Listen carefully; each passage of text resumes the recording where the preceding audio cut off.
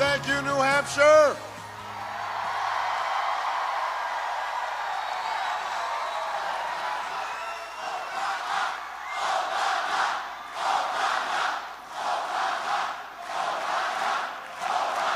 Thank you. Thank you. Thank you. Thank you, guys. Thank you so much. Thank you. Thank you. Thank you. Thank you, New Hampshire. I love you back. Thank you. Thank you. Well, thank you so much. I am still fired up and ready to go.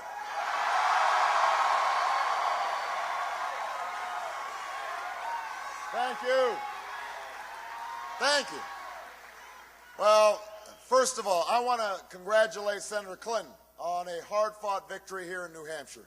She did an outstanding job. Give her a big round of applause.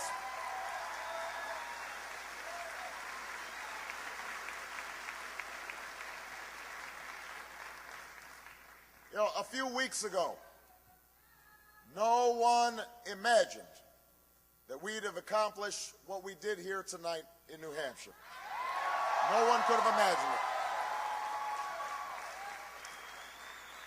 For most of this campaign, we were far behind. We always knew our climb would be steep.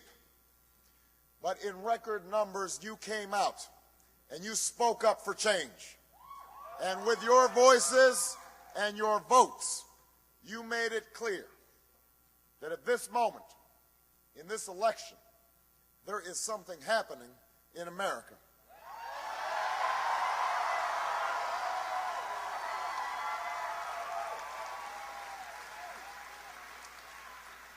There is something happening when men and women in Des Moines and Davenport, in Lebanon and Concord, come out in the snows of January to wait in lines that stretch block after block because they believe in what this country can be.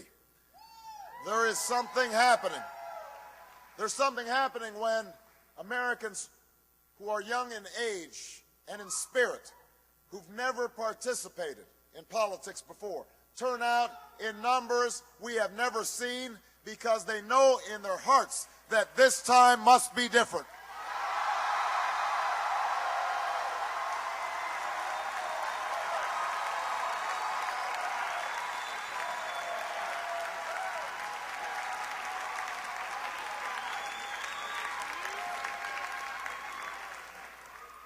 There's something happening when people vote not just for party that they belong to, but the votes, the hopes that they hold in common. That whether we are rich or poor, black or white, Latino or Asian, whether we hail from Iowa or New Hampshire, Nevada or South Carolina, we are ready to take this country in a fundamentally new direction. That's what's happening in America right now. Change is what's happening in America.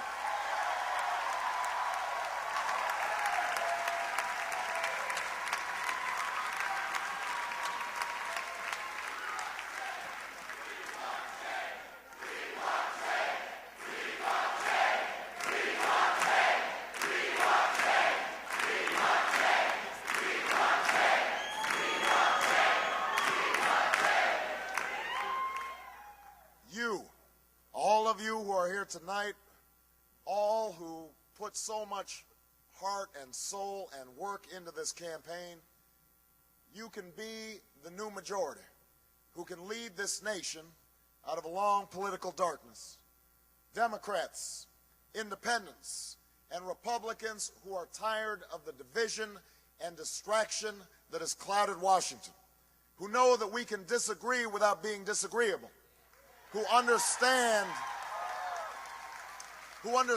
that if we mobilize our voices to challenge the money and influence that stood in our way and challenge ourselves to reach for something better, there is no problem we cannot solve.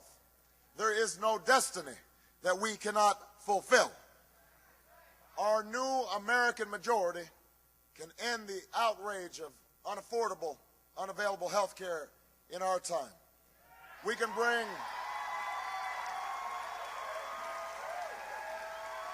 bring doctors and patients, workers and businesses, Democrats and Republicans together, and we can tell the drug and insurance industry that while they get a seat at the table, they don't get to buy every chair.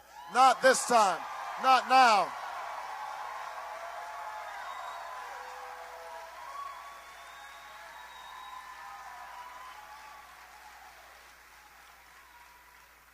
Our new majority can end the tax breaks for corporations that ship our jobs overseas and put a middle-class tax cut in the pockets of working Americans who deserve it. We can stop sending our children to schools with corridors of shame and start putting them on a pathway to success. We can stop talking about how great teachers are and start rewarding them for their greatness by giving them more pay and more support. We can do this with our new majority.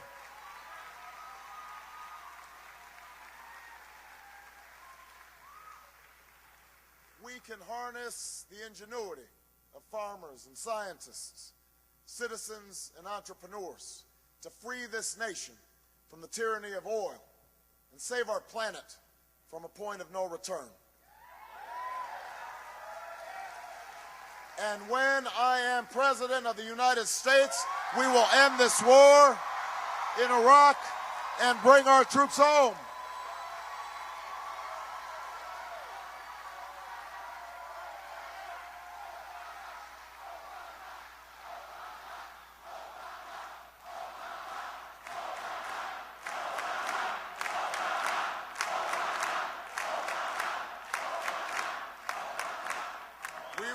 This war in Iraq, we will bring our troops home. We will finish the job. We will finish the job against Al-Qaeda in Afghanistan. We will care for our veterans. We will restore our moral standing in the world. And we will never use 9/11 as a way to scare up votes, because it is not a tactic to win an election. It is a challenge that should unite America and the world against the common threats of the 21st century. Terrorism and nuclear weapons, climate change and poverty, genocide and disease. All of the candidates in this race share these goals. All of the candidates in this race have good ideas. And all are patriots who serve this country honorably.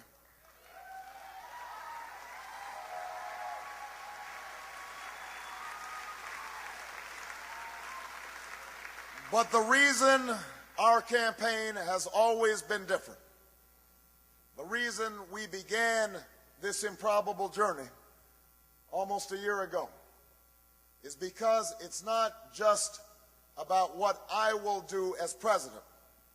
It is also about what you, the people who love this country, the citizens of the United States of America, can do to change it. That's what this election is all about.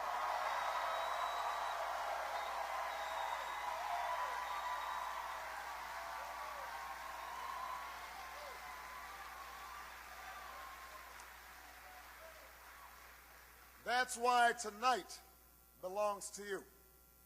It belongs to the organizers and the volunteers and the staff who believed in this journey and rallied so many others to join the cause. We know the battle ahead will be long, but always remember that no matter what obstacles stand in our way, nothing can stand in the way of the power of millions of voices calling for change. We have been told we cannot do this by a chorus of cynics, and they will only grow louder and more dissonant in the weeks and months to come. We've been asked to pause for a reality check. We've been warned against offering the people of this nation false hope. But in the unlikely story that is America, there has never been anything false about hope.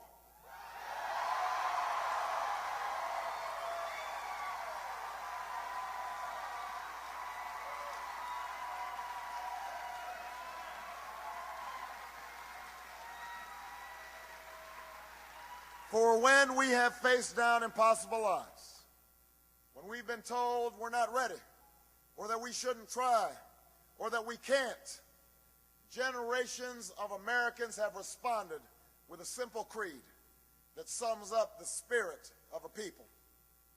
Yes, we can. Yes, we can. Yes, we can.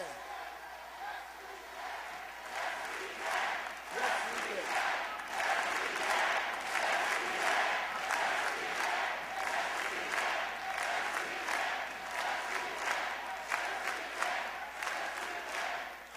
It was a creed written into the founding documents that declared the destiny of a nation.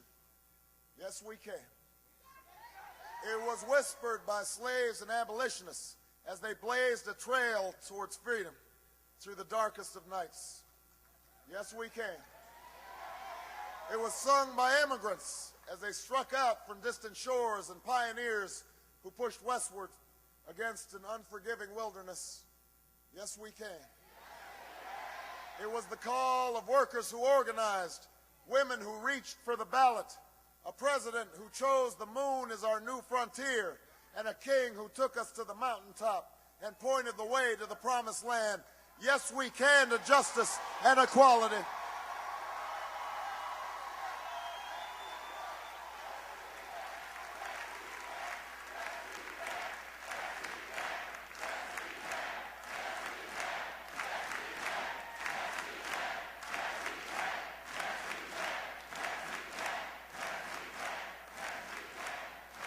Yes, we can to opportunity and prosperity. Yes, we can heal this nation. Yes, we can repair this world. Yes, we can. And so tomorrow, as we take the campaign south and west, as we learn that the struggles of the textile workers in Spartanburg are not so different than the plight of the dishwasher in Las Vegas, that the hopes of the little girl who goes to the crumbling school in Dillon are the same as the dreams of the boy who learns on the streets of L.A. We will remember that there is something happening in America, that we are not as divided as our politics suggest, that we are one people, we are one nation, and together we will begin the next great chapter in the American story with 3 words that will ring from coast to coast, from sea to shining sea. Yes, we can. Thank you, New Hampshire. Thank you.